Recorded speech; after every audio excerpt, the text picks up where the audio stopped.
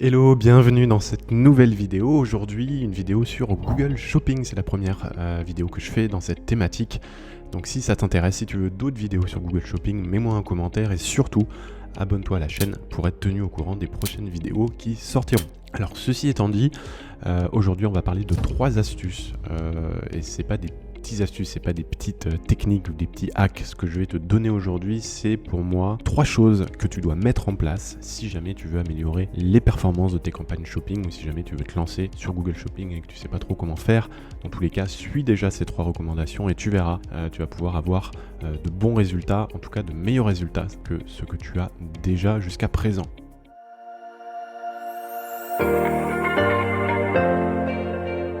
Le premier point, et on va rentrer dans le vif du sujet, c'est d'utiliser des titres de produits pertinents. Alors quand je parle de titres de produits, c'est les titres que tu envoies dans ton flux shopping. Il ne faut pas oublier que sur Google Shopping, tu ne sélectionnes pas de mots-clés. Ce que tu fais, c'est que tu passes par Google Merchant Center pour envoyer un flux produit à Google et Google utilise les données de ton flux pour déterminer si oui ou non tu vas apparaître sur tel ou tel mot-clé. Donc là, je vais te donner un exemple pour que ce soit plus parlant pour toi. Je suis allé sur des sites qui vendent des bougies parfumées et j'ai trouvé 2 sites différents. Alors il y en a un, comme tu peux le voir là à l'écran, qui vend, alors c'est une bougie je pense pour la fête des mères. Et le titre qu'ils ont choisi sur leur site, c'est « Maman, tu es la plus chouette ». Donc ça clairement, s'ils font aucune modification, il y a de fortes chances que le titre du produit qui soit renseigné dans leur flux shopping, c'est « Maman, tu es la plus chouette ». Donc forcément, quand on veut apparaître sur des mots-clés comme « bougie parfumée », c'est un peu plus compliqué. Je t'ai pris l'exemple d'un autre produit qui est dans la même thématique, la bougie parfumée. Et là, on voit que ce qu'ils ont fait, c'est qu'ils ont bien nommé le produit, au moins avec le mot-clé principal de ce produit qui est « bougie parfumée ». Maintenant, ça se peut que tu as peut-être une image de marque que tu veux respecter ou peut-être une communication spécifique sur ton site qui fait que tu n'as peut-être pas envie de modifier les titres des produits que tu as déjà utilisés sur ton site, ou même ça se peut que ton client ne veuille pas changer les titres de ses produits si jamais tu gères les campagnes d'un client. Et dans ce cas-là, il y a quand même plusieurs solutions. C'est que ce qu'il faut comprendre, encore une fois, et je l'ai mentionné juste avant, c'est que le titre dont va se servir Google, c'est pas le titre que tu as vu affiché là sur les sites que je t'ai montré. À part s'ils ne font rien et si ils reprennent automatiquement dans leur flux le titre qu'ils ont choisi sur leur site. Mais tu peux tout à fait mettre un titre différent sur ton titre et dans le flux produit. Et tu peux le faire de 2 manières différentes. Tu peux le faire directement dans le flux.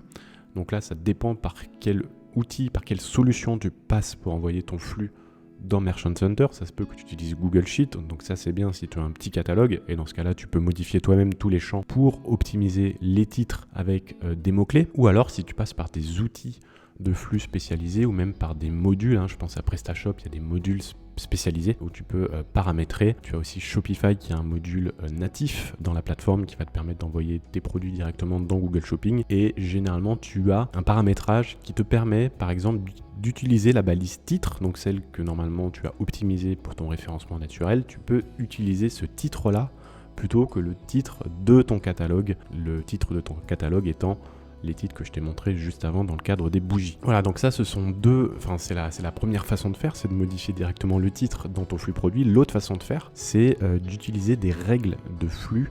Donc là, ça se passe directement au niveau des réglages de ton flux dans Merchant Center. Et par exemple, ce que tu peux faire, c'est ajouter avant le titre de ton produit dans ton catalogue, automatiquement ajouter la catégorie dans laquelle est classé le produit.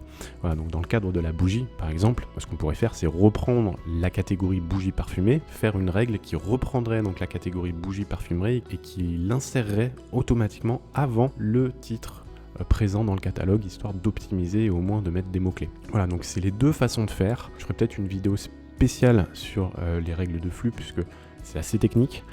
Et si tu connais pas, ça peut être un peu compliqué à mettre en place. Ce qu'il faut juste savoir, et ce que je voulais te montrer aujourd'hui, c'est que ça existe et que ça peut être un bon moyen rapide de modifier les titres dans ton flux produit sans même avoir à faire quelconque modification au niveau du flux ou au niveau de ton catalogue produit sur ton site.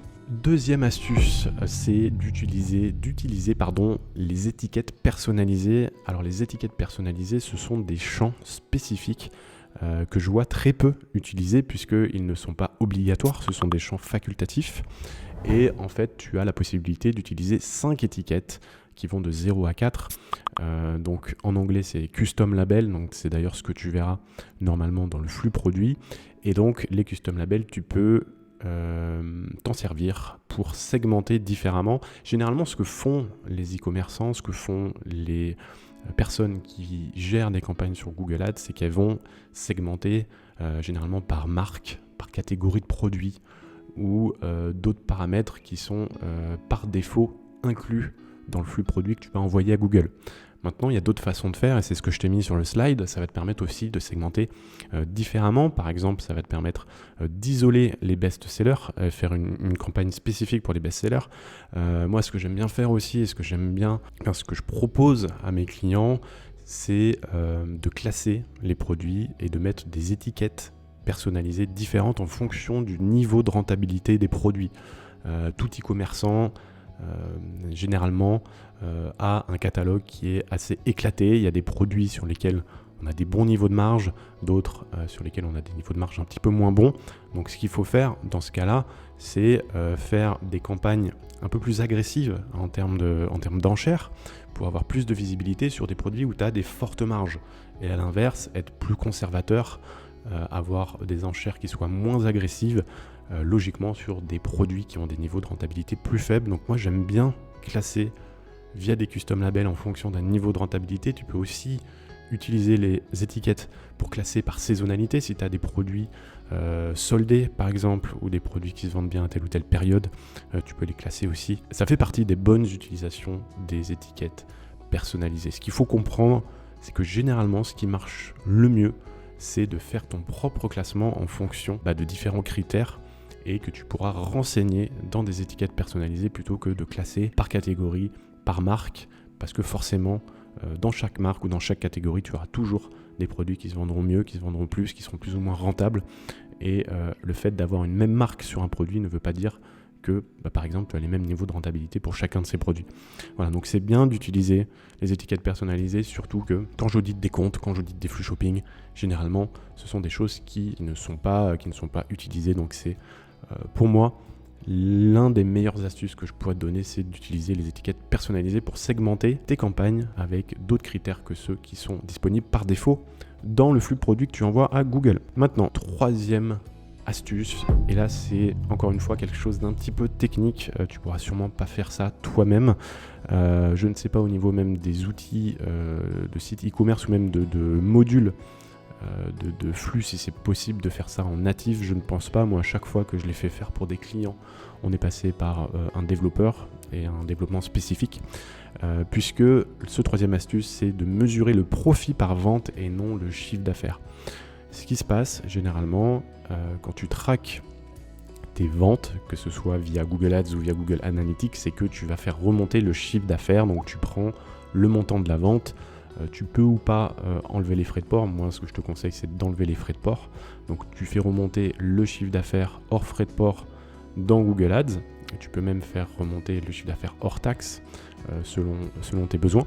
Mais moi, ce que je te recommande de plus à faire, c'est d'aller encore un petit peu plus loin et de faire remonter le profit par vente. Donc ça signifie quoi? Ça signifie que pour chaque produit, il faut que tu aies le montant le montant de marge en fait que tu fais sur chaque vente, et via un développement spécifique que à chaque vente tu fasses remonter le montant de la marge sur chaque produit qui est dans le panier d'achat, et donc que tu obtiennes un montant qui soit non pas le chiffre d'affaires mais un montant qui soit lié au profit généré individuellement par chaque vente. Et ça va te permettre quoi? Ça va te permettre que, associé à une stratégie d'enchère intelligente, et là que tu vas baser sur la valeur de conversion, je pense à la stratégie maximiser la valeur de conversion ou celle au ROS cible, l'algorithme il va optimiser ta diffusion, il va orienter la diffusion vers les produits qui génèrent le plus de profit et non pas ceux qui génèrent le plus de chiffre d'affaires, puisque des fois il y a des grosses différences. C'en est fini pour cette vidéo sur Google Shopping, la première de ma chaîne. J'espère qu'elle t'aura plu. Si c'est le cas, encore une fois, abonne-toi, like cette vidéo, et puis quant à moi, je te retrouve très vite dans une prochaine vidéo. Ciao ciao.